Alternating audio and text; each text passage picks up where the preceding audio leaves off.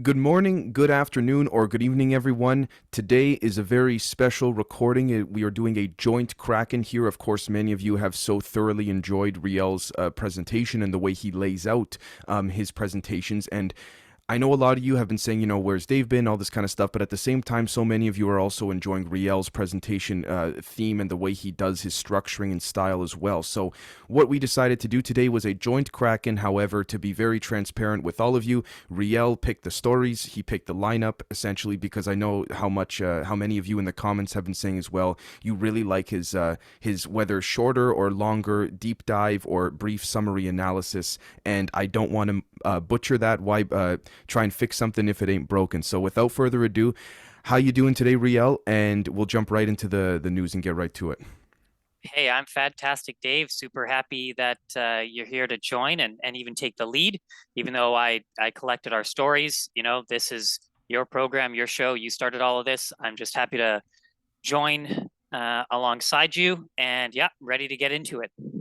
Awesome, I appreciate it. So first and foremost, what we will see here is that according to Al Jazeera, and forgive me to those in the audience watching or listening, I'm a little bit rusty. It's been about a week or two since I've done a Kraken, and I certainly am trying to do my best to get to Riel's standard of this. But according to Al Jazeera, the world is one misstep away from nuclear annihilation, according to the UN chief. Antonio Guterres sounds a global alarm at the opening of the meeting to review a landmark nuclear weapons treaty.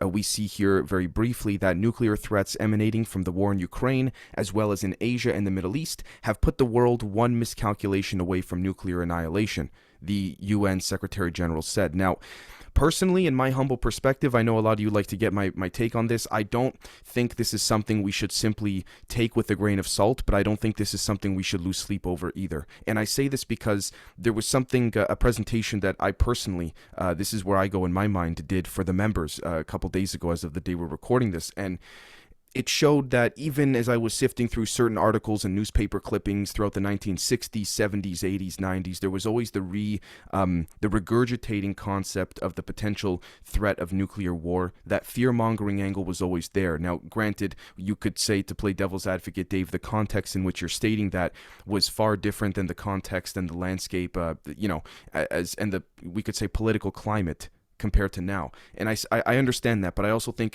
in my humble opinion, that we should always be vigilant of the extra unnecessary icing on the cake that's added to a story, whether it's for clicks, views, and of course for, we could say, for those interested in the metaphysical side of things, a grander archetypal energetic, we could say, influx to be directed somewhere per se. But what do you think, Riel? Any thoughts on this?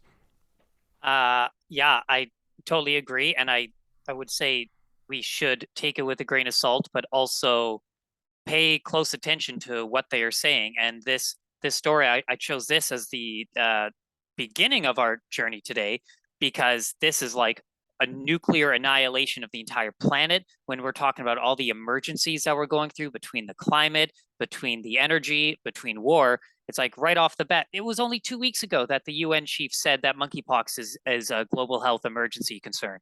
So it's like these things are never ending, ongoing, but at the same time, we're talking about these stories because we're trying to do the opposite of pushing fear.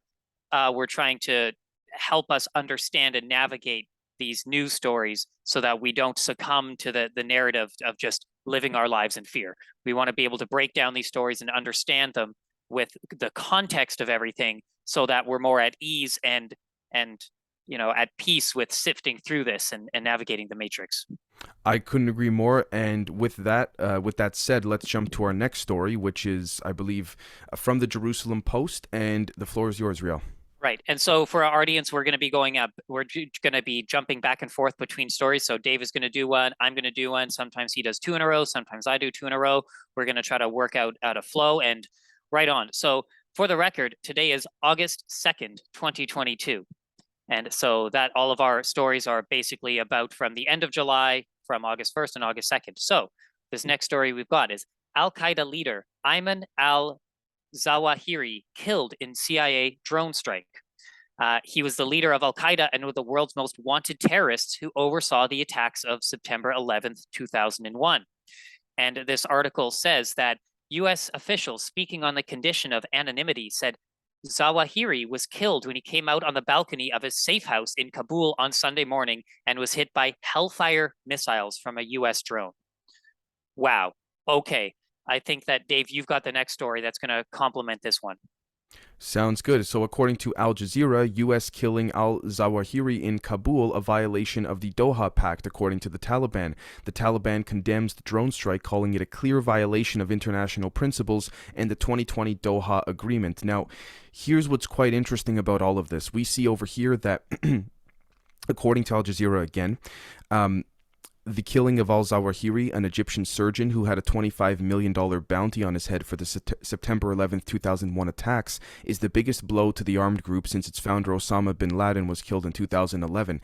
Now, what's interesting about all of this is that I can't help but think, and I'm not trying to demonize any one particular intelligence agency relative to the policymakers that present said stories and take the questions pertaining to the briefings they've received from the intelligence community to any particular country in specific. However, it speaks to me personally with respects to, not in an emotional manner, but rather in the intel world. Once they're done with you, that's it. You're not needed. You're knocked off the chessboard, so to speak. Now, who is they, and who's to determine if that's morally justified or otherwise? That's not for me to say. But I think ultimately this speaks to me on a grander scale of, again, it's either you got a place on the chessboard or you're gonna get knocked off. So I'm not trying to sort of be like, hey folks, that's the way reality is. But at the same time, if we're calling a spade within the context of the reality we're currently in, I think that would be suffice to describe it as that. Anything, Riel, you'd want to jump in on? In addition to that, yeah, I can't. I was astonished to see that Al Jazeera is referring to him as a surgeon. Like, what a way to humanize somebody that's involved with things that we're told are so heinous and genocidal. And to say, yeah, he was a surgeon. It's like, oh wow, I did not know that. And also the timing of this, which we will get into in the next couple of stories, the timing of why they did this seems to be a bit of a desperate distraction at the very least. And as we go on, you will see why. So the next story that we've got is from Al Jazeera, published on August 2nd. Oh, my apologies, Dave. You've got the next one. I jumped ahead. We're gonna do no the, worries. yeah. No worries. Well, this is interesting because, again, to me, this speaks from my perspective, from an a strategical manner, slightly differing from Riel's deep dives, which are far better than my own, in my opinion. I view the Pelosi story here as quite peculiar relative to the global landscape of strategy, and that is essentially the fact that, according to Al Jazeera, quote, if she dares, China warns Nancy Pelosi against visiting Taiwan. The foreign ministry threatens, quote, serious consequences, end quote, if the U.S. House Speaker makes a trip to the self-ruled island claimed by Beijing. Again, as of the time of this recording, to Riel and my knowledge, there have been fighter jets deployed around certain, we could say, isles or straits of the Taiwanese land and all of this. And again, it speaks to this concept of one individual moves a pawn forward. Sometimes they want to bring, a bishop or a king, a bishop or a horse in, and or a knight, if you will, and hoping that the other player is not gonna, we could say, counter. And for the longest time, if you're playing chess against someone who never really countered every time you made an aggressive move, you're not going to think the next time that a move is going to be genuinely countered. That opponent may say, well, we're going to move our pawn forward, and you say you laugh at yourself and go, well, they haven't done it every other time I've played with them, so why would they do it now? Again, I would say in that regard, we shouldn't rule that out, particularly because we see here that China says its military will never, quote, sit idly by, end quote, if the U.S. House of Representatives Speaker Nancy Pelosi were to visit Taiwan, the self-ruled island claimed by Beijing. Now, again, the Chinese foreign minister spokesperson, Zhao Liyan, hopefully I didn't butcher that, reiterated warnings on Monday saying, quote, there will be serious consequences if she insists on making the visit, end quote. He did not spell out any of those specifics per se. Again, the fact that he even said, and I quote, we're fully prepared for any eventuality, end quote. I'm going to be very honest with you folks. From a strategical perspective, if we're under the understanding that, again, there's a grander archetypal, we could say, coalition of fluid movements at hand, whether we're aware of it or not, whether things are constantly changing in real time or not, it does beg the question to me personally as to why they really had to. To me personally, I, I I sort of see this as sticking a thumb in the eye of China, and I don't necessarily. I'm not. To be fair as well, I to quote a good friend that said to me, there's a difference between um, rationalization and justification. I'm not trying to justify China's sudden defense deployment of these fighter jets because Pelosi went there. As a matter of fact, I'd rather have both sides do neither.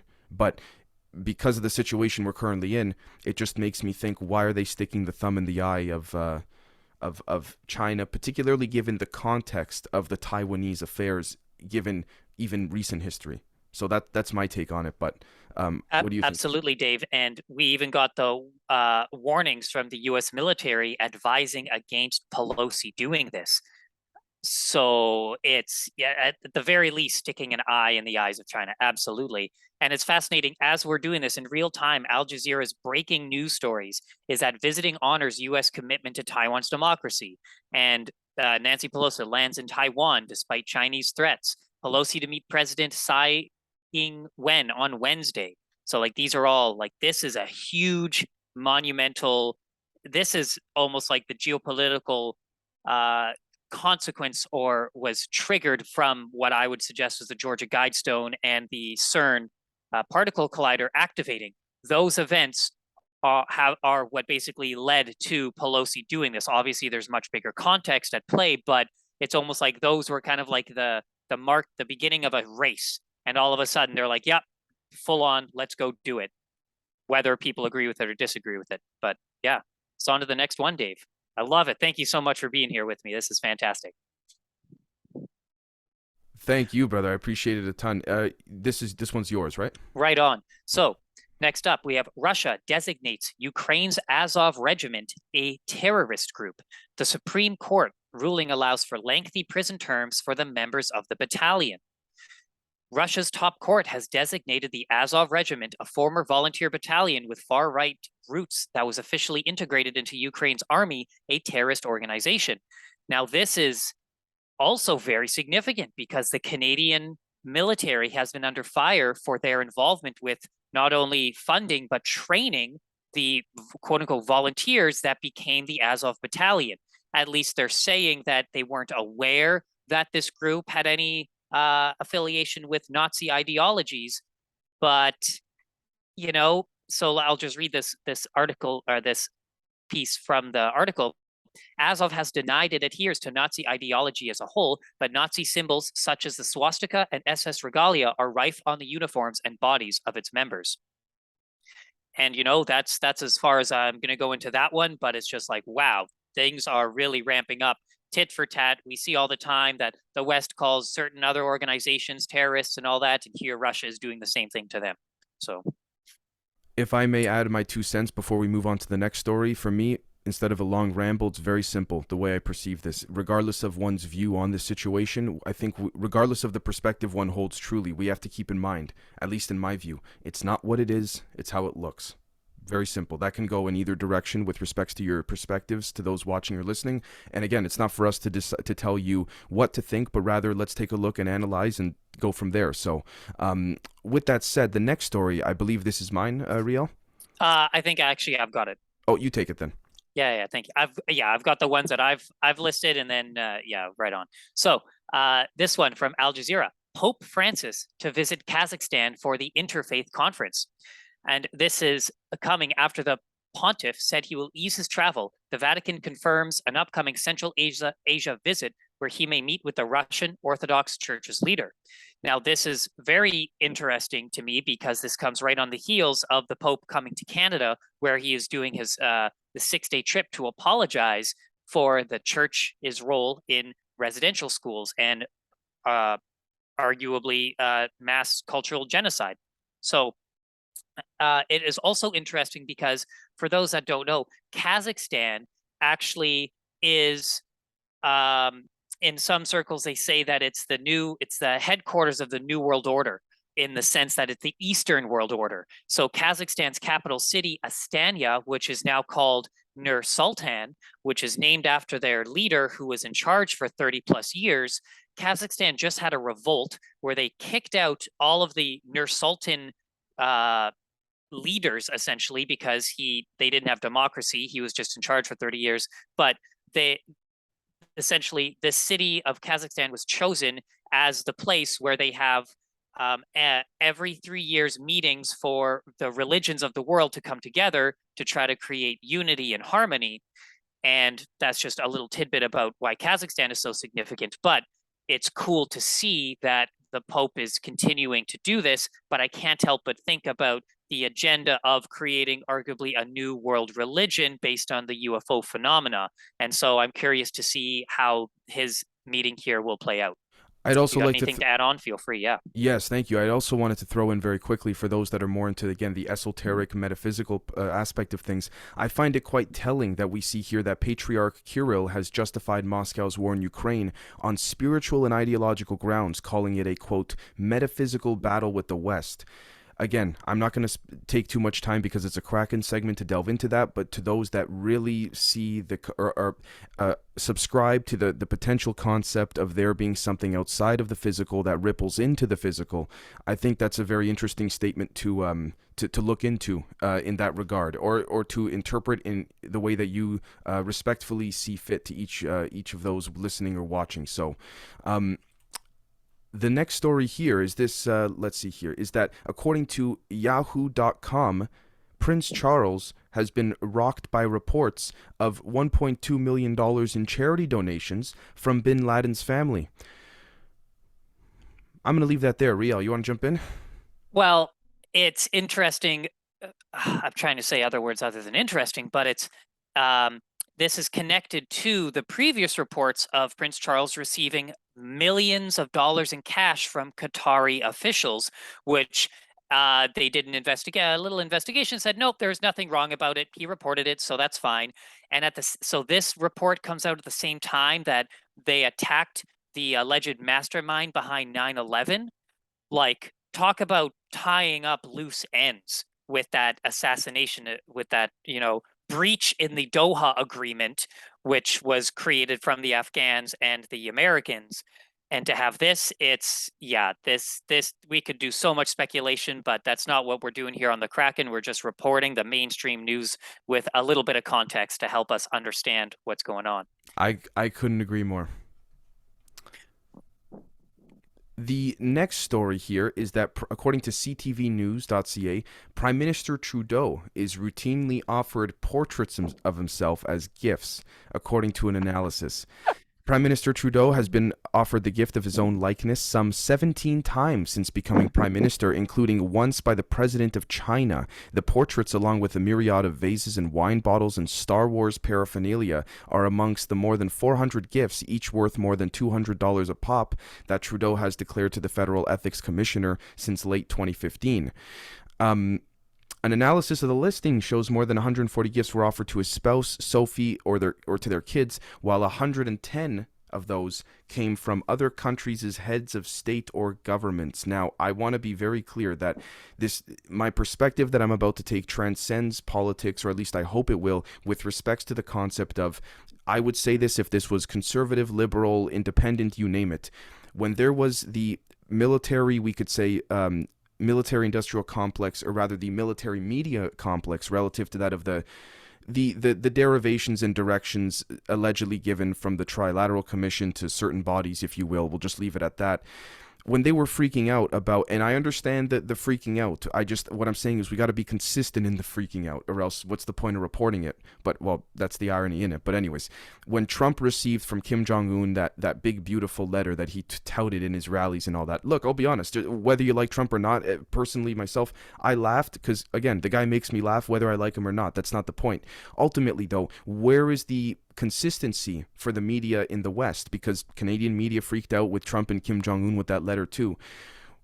Everyone was saying, you had these pundits on cable television, on legacy media channels saying, okay, well, Trump, the think tanks found a way to get into him by just writing him nice letters. And if Kim Jong-un and Putin found that it was nicely handwritten, Trump would love it. Look, I'm not saying that's not the case, but where is the outrage with respects to the consistency pertaining to Mr. Trudeau? That's all. That's all I'm saying. I'm not trying to go in either direction. Just where is the consistent outrage when it seems like, unless I'm missing context, Trudeau received the same stuff Trump did. They're all handing gifts off to each other. Hey, take this. Hey, take that. Hey, pat each other on the back. Okay, let's go have a nice day. Like, again, if that doesn't also speak to the disconnect between them and us, I don't know what does. But that's my 2 cents.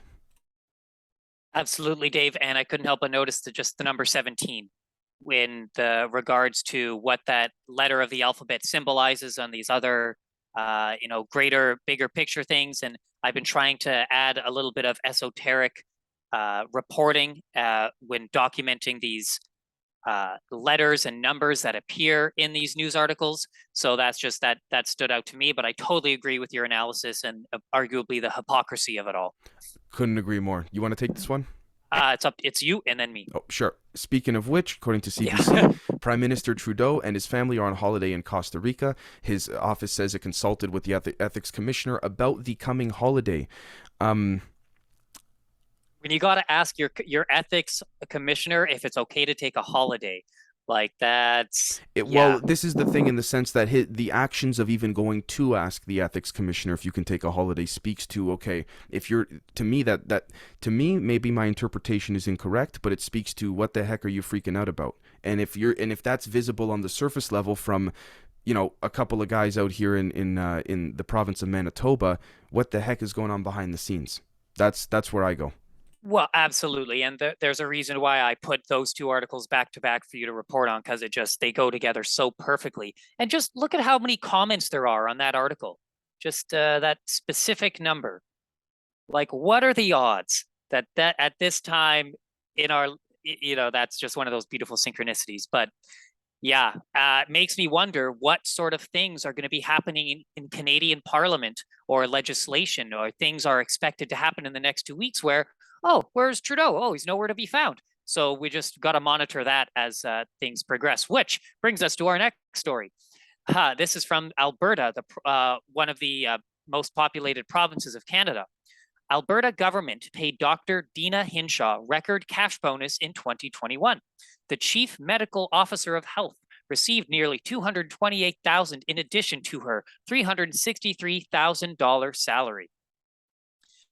And this is, a bit mind-blowing as we hear every day about the recession and the inflation and the price of things and the struggle for regular Canadians.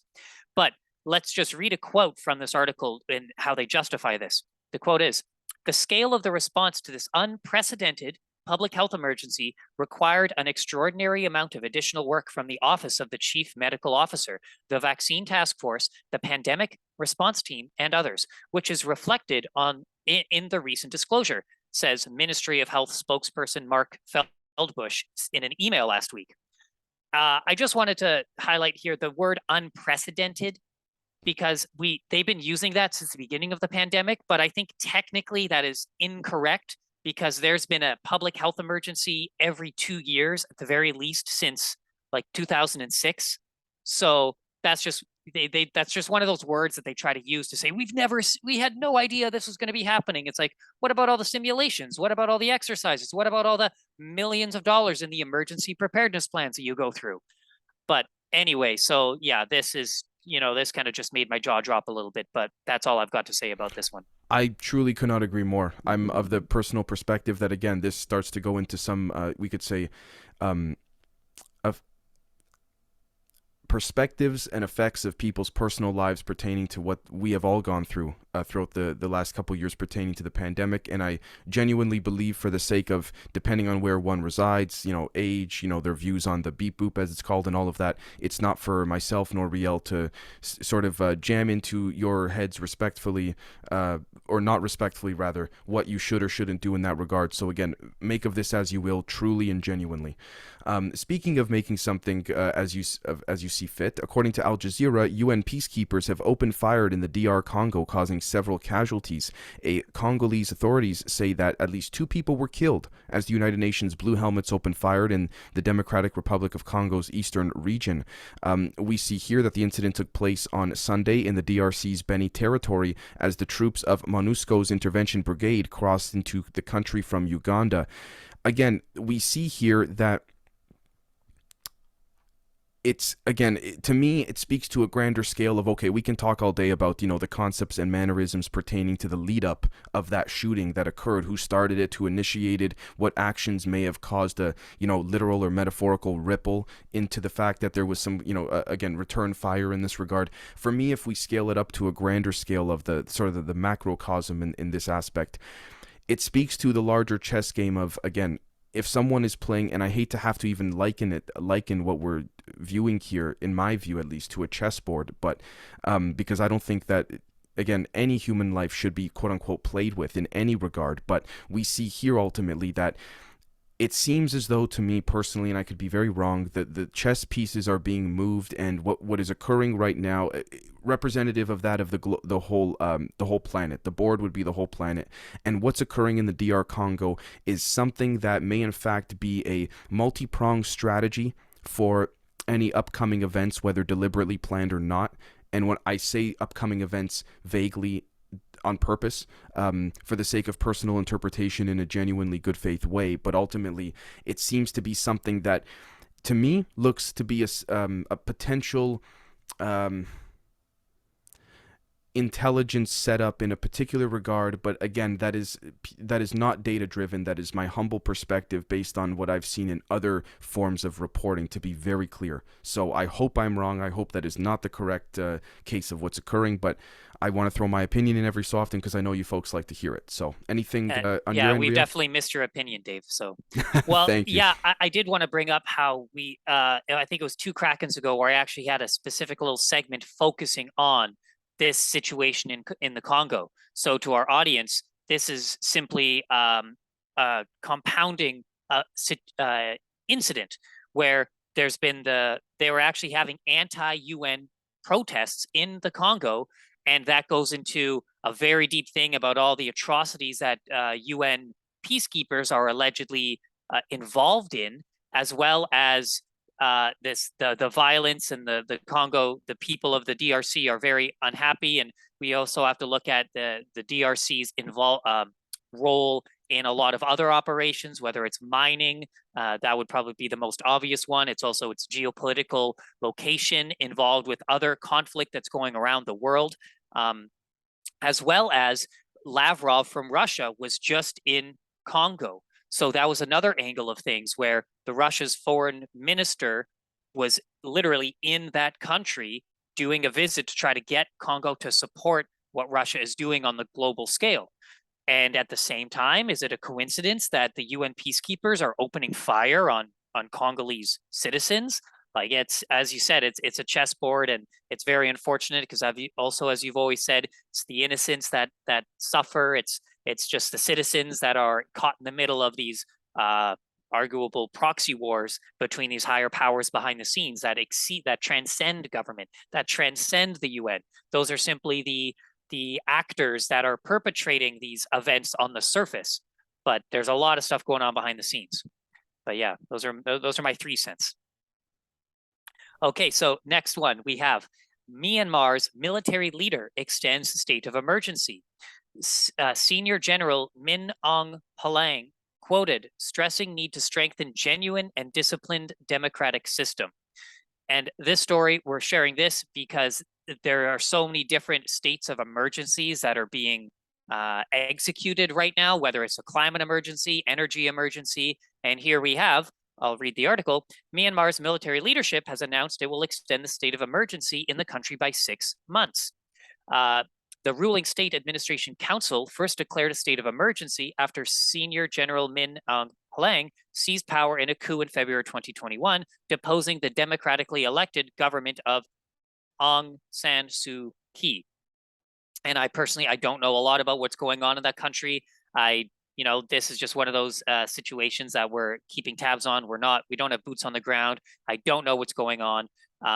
But this is just another example of a country that is using a state of emergency to literally extend its power, where they can do pretty much anything that they want constitutionally, because they're throwing the constitution out the window, whatever Myanmar's constitution is. But any thoughts to share, Dave? I couldn't agree with you more. I don't want to comment because truthfully, I don't want to ramble on with nonsense, particularly given that I don't know much about this. So I don't want to comment other than, again, interesting to see another nation extending these emergency capabilities.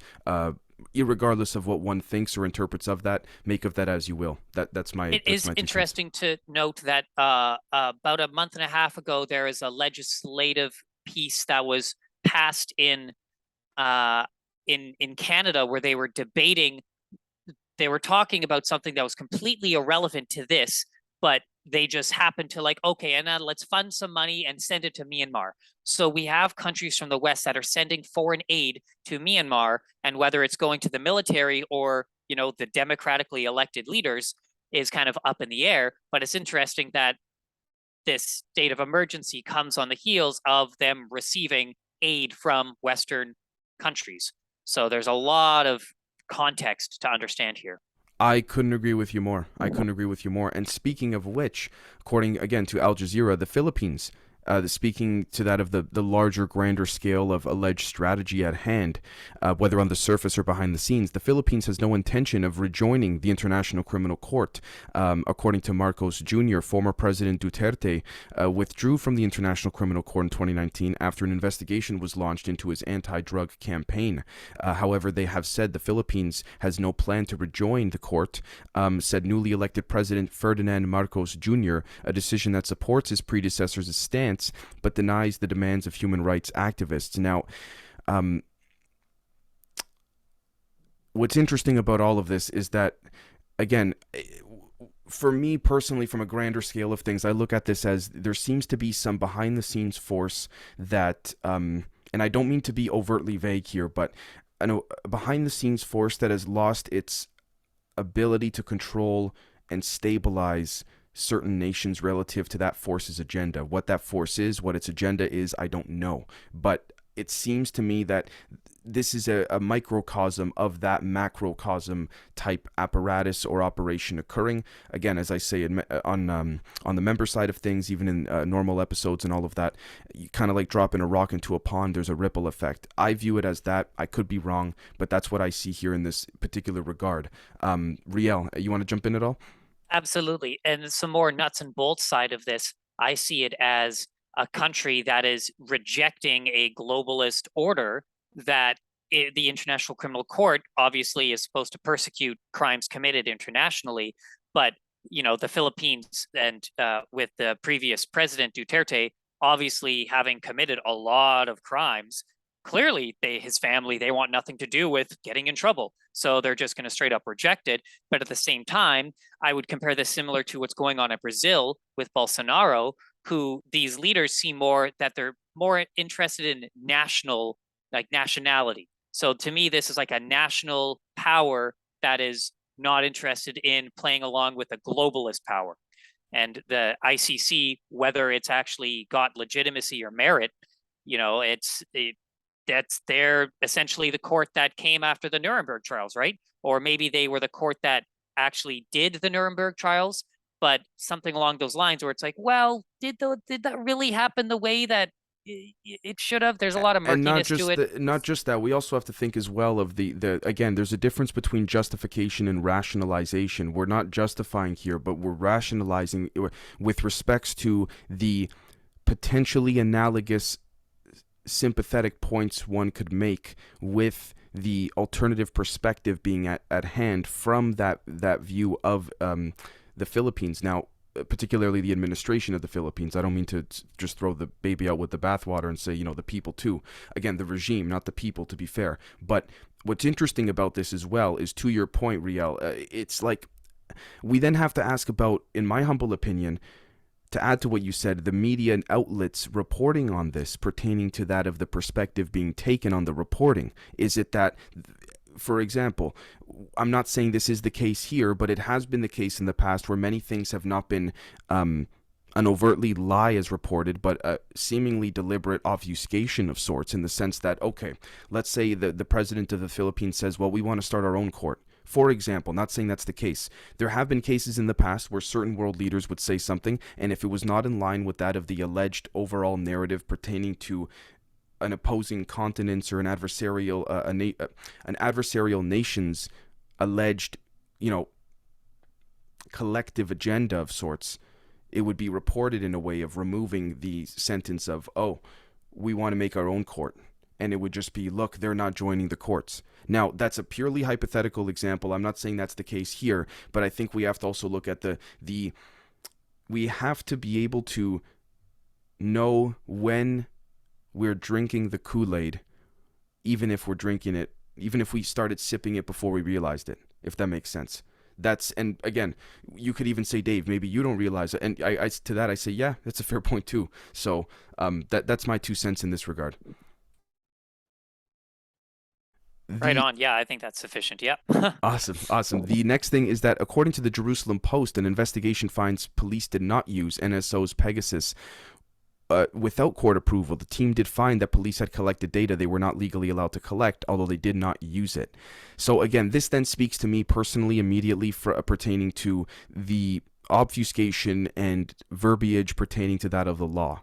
Right? It's a double-edged sword. The beautiful thing about the law is how specific one could get, but that's also the shitty thing pertaining to if you're trying to use that as a tool to protect yourself relative to some actions you may have taken that may or may not have deemed to be illegal.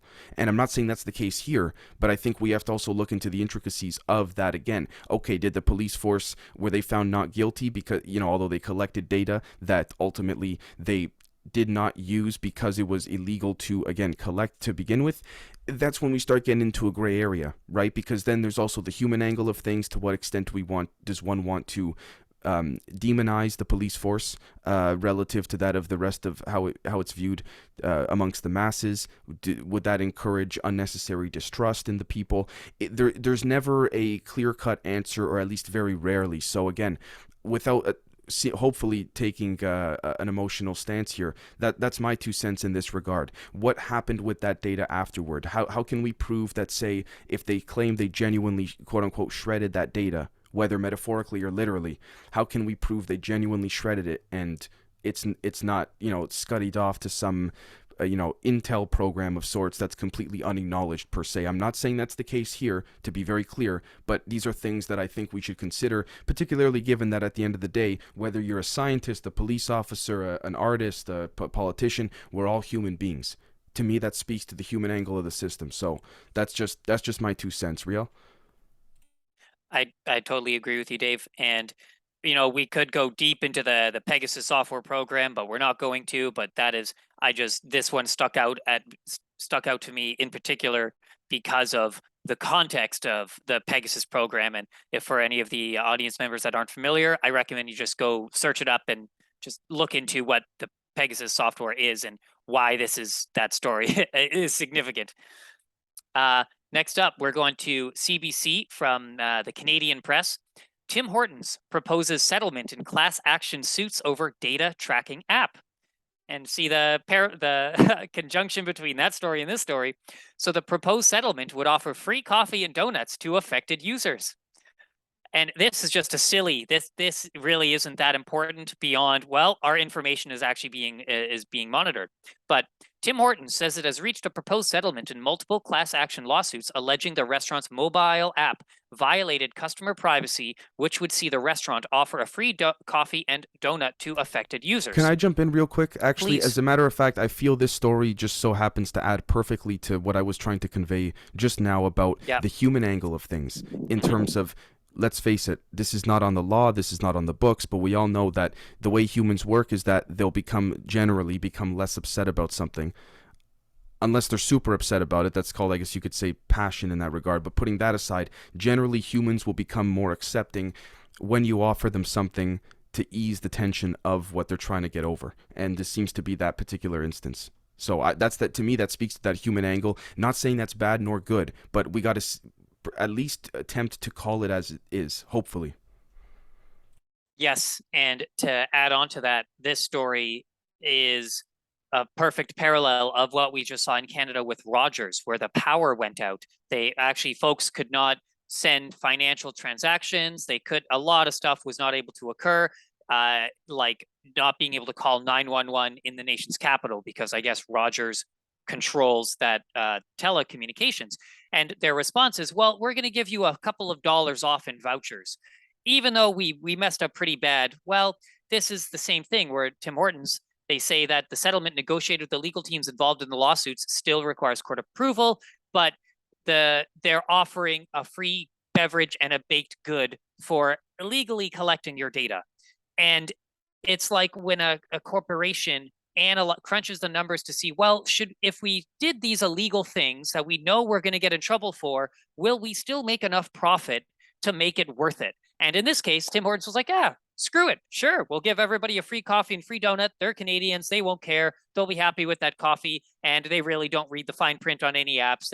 They're asleep. So, and yeah, yeah. I couldn't agree That's all more. I've got there. I couldn't agree more. So I think that that was the completion of the mainstream news articles, and now we're going to end the note on about 5 or 6 just updating on some scientific breakthroughs that are going on according to Science Daily, which is our source for the latest research news, allegedly. Which is quite interesting because according to ScienceDaily.com, studies link COVID-19 to wildfire sales at Chinese market, find alternative scenarios extremely unlikely. Wildlife sales. Wildlife sales, right. And see, for me, it's not about putting people in a corner with respects to, oh, I told you so, that where it came from. For me, it speaks to a grander aspect of understanding the dissemination of, we could say, viruses overall relative to human behavior, psychological, sociological, anthropological context. And the reason I bring that up is because for me, it's not about where did it start. For me, personally, it's about to what extent can we interpret data differently to then report and come to different conclusions on that data. And this may in fact be one of those. I'm not saying it is right, nor I am saying it is incorrect either. I'm just saying the interpretation of data can certainly lead to different forms of curation within the headlines of the news as to which direction that is leaned in relative to fitting a narrative. That's a different story. But that's what I see here when I look at this personally. Did you want to jump in at all, Riel? Yeah, Dave, I actually disagree with you.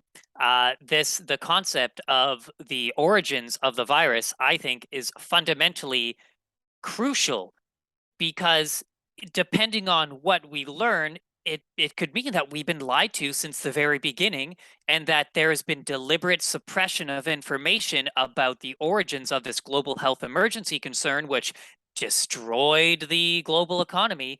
And this article is very subtle because I found this just from looking on science.com. This was not reported on any mainstream news outlet to my knowledge. And this is so important to me because, as it says in the second paragraph of the study, the publications, which have since gone through peer review and include additional analyses and conclusions, virtually eliminate alternative scenarios that have been suggested as origins of the pandemic.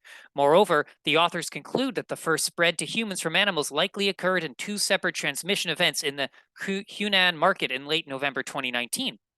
So if it turns out that it started in a wet lab in China, in Wuhan specifically, just a few kilometers outside of the Wuhan virology lab, then why has the Canadian government resisted so strongly with disclosing what happened at the Wuhan lab?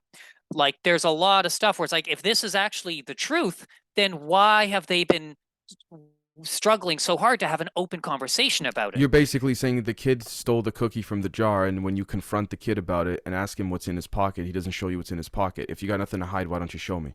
Right. And instead they come up with this elaborate study that shows, oh, well, actually somebody came in the middle of the night and stole those cookies, and see, the window was open, see over here, there's trails, but maybe all of that evidence was planted by the kid. Your entire premise of your disagreement was absolutely, in my opinion, valid and probably outdid my justification for dismissing it. So that right there, folks, for those either watching or listening, I think would be a prime example, without seeming narcissistic, of how one can have disagreements and find emergence between the disagreements in that regard. So I want to actually thank you, Riel, for genuinely disagreeing, because I say, you know what, now that you've brought up your perspective, it's like, you've given me more context now that I wasn't familiar with just 2 minutes ago. So thank you. You're very welcome, Dave. No problem. Is this this story or mine? That is yours. Thank you. Okay, so according to Science Daily, again, a nanorobot built entirely from DNA to explore cell processes. We see here that there was constructing a tiny robot from DNA and using it to study cell processes are invisible to the naked eye. Again, we see here that it is in fact the subject of serious research. This highly innovative nanorobot should enable closer study of the mechanical forces applied at macroscopic levels, which are crucial for many biological and pathological processes. Again, I think that ultimately what we're seeing here is it's a multi-pronged perspective to take here. If again, the way I see it from a macro perspective, larger angle, I guess, is that a tool is being developed. Who's developing the tool, with what intent, and why? Very simple. Whether it's nanorobots, whether it's chips and brains, whether it's you name it. That's where I go. And I think for me personally, looking at those core questions pertaining to this, I think that is what we have to look at from a grander scale for those that are saying, okay, how can I interpret a potentially larger plan at play? And again, that plan does not necessarily have to be negative, although in the reality we live in, it seems to be, in my opinion, far more malevolent than benevolent. But again, those are my 2 cents. Why, how, where, for what? That's usually where I go. Absolutely, I totally agree. And I just find it interesting that to incorporate the scientific breakthroughs in the Kraken, and yeah, the whole concept of like nano robots built entirely from DNA. It sounds so science fiction, but like, oh no, here it is. It's right there. And this is groundbreaking science that we're working on. I couldn't agree with you more. Okay, so next one we've got quantum cryptography. An international team has successfully implemented an advanced form of quantum cryptography for the first time. Moreover, encryption is independent of the quantum device used and therefore even more secure against hacking attempts.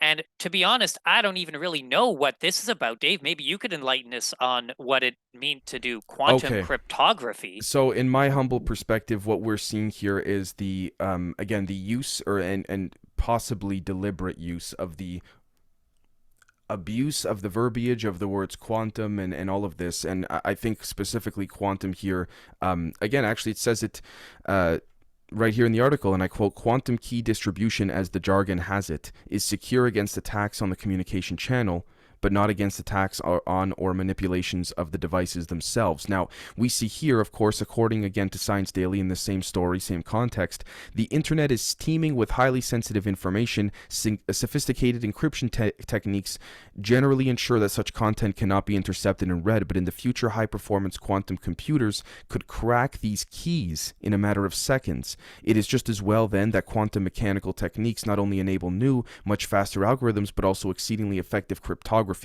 Basically, if we were to put this in my humble interpretation in this regard, is think about a stack of books. Basically, the book on the top stack, the top of that stack is I guess, what has always been the way that one could get to the rest of the books by removing the one on the top to get to the rest, then removing the next one, then the next, and the next. As I interpret this in a visual sense, in an attempt to depict for the audience, someone has or something has developed a way to surpass or not need to remove the top part, the top book from the stack in order to get to the rest. If in Oh, That's how I gather it. beautiful. Okay, okay. I could be Wow. incorrect, or it's either that and slash or these quantum enablements allow for that top book to be removed quicker than ever, because the amount of possibilities that could have occurred relative to the computation power of quantum computers have the ability to, we could say, project a handful of potential outcomes that the quantum computers then in real time, very avidly, very quickly, within a matter of less than a second, I think, select the most appropriate or mathematically probable outcome to then find a way into that stack of books. I could be very wrong. That's how I interpret it as, but that's what I see here when we see quantum cryptography. Right on. Okay, well, that was a little more of a complicated story, but hey, that's this we also have to report on all facets of what's going on in the world, not just the geopolitical landscape of things. But yeah, it's up to you now. All right. So again, we have here again, according to Science Daily, and I really appreciate you including this story here, Riel. A material known as cubic boron arsenide has two major advantages over silicon, research shows. It provides high mobility to both electrons and holes, and it has an excellent thermal conductivity. It is, the researchers say, the best semiconductor material ever found. Interesting. Again, the source is the Massachusetts Institute of Technology, MIT. Again, I don't mean to make leaps and bounds in some correlations here, but we see, for example, make of Mr. Bob Lazar as you will.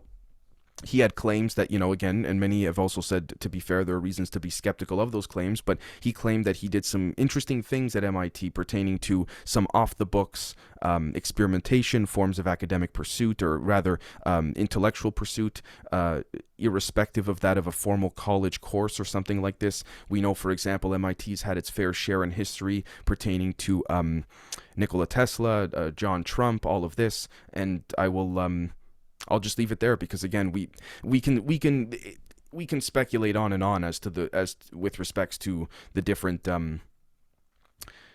routes or paths this could take relative to the surface level narrative compared to that of what really may have occurred behind the scenes relative to this discovery. Now, it may be that this discovery is being reported as it actually occurred, but these are things that I think we should question nonetheless, or be skeptical of at the very least. Did you want to jump in at all, Riel? Absolutely, because the context of this article from July 21st, the United States Senate just passed a bill where they are going to start manufacturing, I think it was like semiconductor chips, because isn't that the whole thing where there's a shortage of them? So to become more independent on the global market, the United States is passing a bill to fund research into semiconductors and producing their own, as well as we learned that Nancy Pelosi's husband dumped all of his stocks from one company and then bought, and arguably it was reported as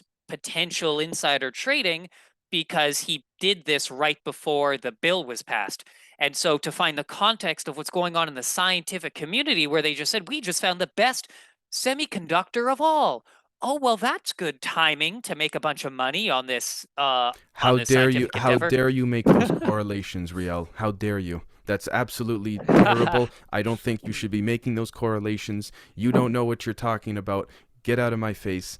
For those listening or watching, that is just, again, me being completely sarcastic, particularly being analogous to that of a recent members episode we did comparing the concept of scientific method being dirtied by dogma, stigma, and attacks. So, again, very fantastic point. I couldn't agree with you more. This one's yours? Yes, and this is actually going to be our last one of the day. And Perfect. hey, man, it's been a pleasure to do this. I'm having so much fun, Dave. Thank you for being here with me. Thank you for giving me the opportunity to even like have filled in for you and become a partner alongside you. But this story is from July 21st. Why Jupiter doesn't have rings like Saturn? Because the gigantic moons prevent giant icy ring formations. And this is fascinating to me because the pictures that we just saw of Jupiter from the James Webb Telescope, to me, actually did show rings around the planet. So I'm a little curious as to why they say that there aren't any rings. But this, yeah, I just wanted to bring this up because this is what the mainstream scientific community is. They're asking why Jupiter doesn't have rings like Saturn, because gigantic moons prevent giant icy ring formation. But that kind of contradicts the actual physical evidence that we're looking at. And my speculation might be a little off, but that's really all I wanted to bring up with this story. I could not agree with you more, brother. And yeah, I mean, it's something that is really.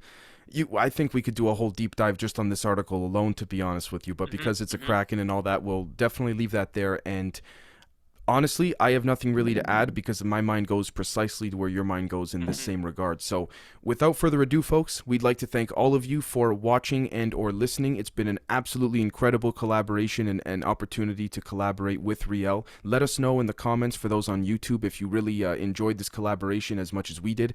And Riel, if you'd like to say bye to everyone. Yeah, thank you everybody for tuning in. I would especially love to hear if anybody's got comments on the quantum cryptography, to maybe you can give us some insight into what's going on. Let us know your thoughts on what you think about with Pelosi, with Russia, with any of those situations, any of these stories. We love the engagement. And yeah, we'll be seeing you all very soon.